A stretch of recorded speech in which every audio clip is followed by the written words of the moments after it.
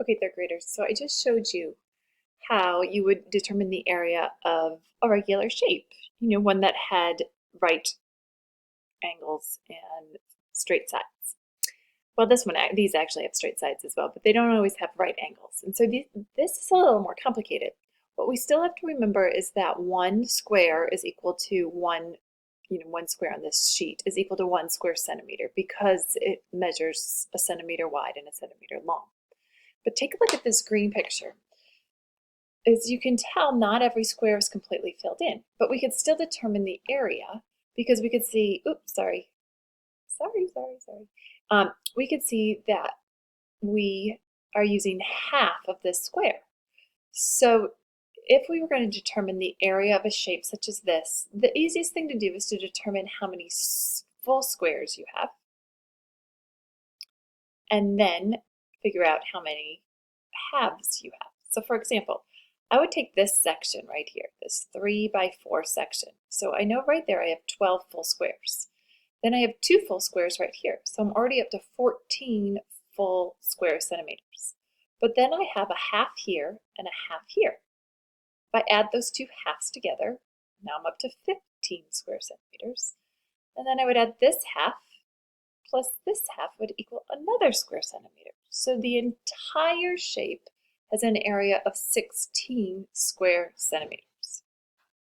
If I look at this red shape, again, I have more halves, but let's count how many holes I have first. 1, 2, 3, 4 full square centimeters.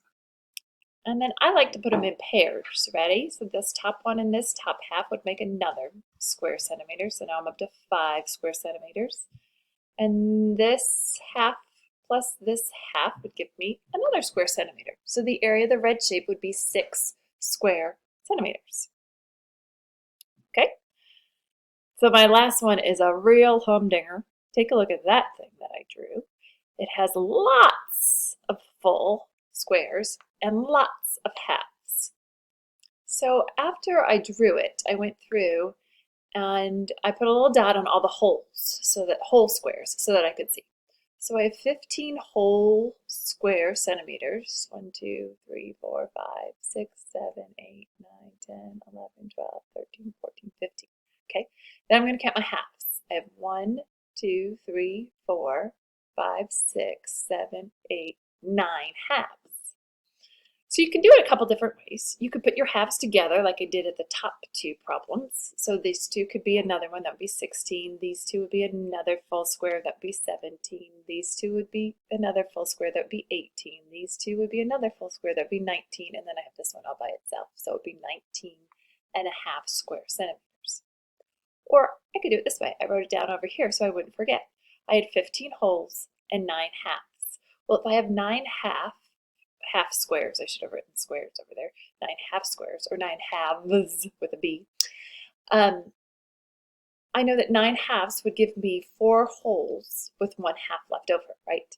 So 15 plus 4.5 or 4.5 would give me 19.5 square centimeters. That one's really tricky. Okay, so attached to this little segment is an enrichment page with other pictures for you to challenge yourself with. It's a little tricky online because you can't really point at it. So you could print it if you wanted to, but you don't have to print it. It's just kind of to challenge your little brains. Have a great day. Keep smiling, everybody.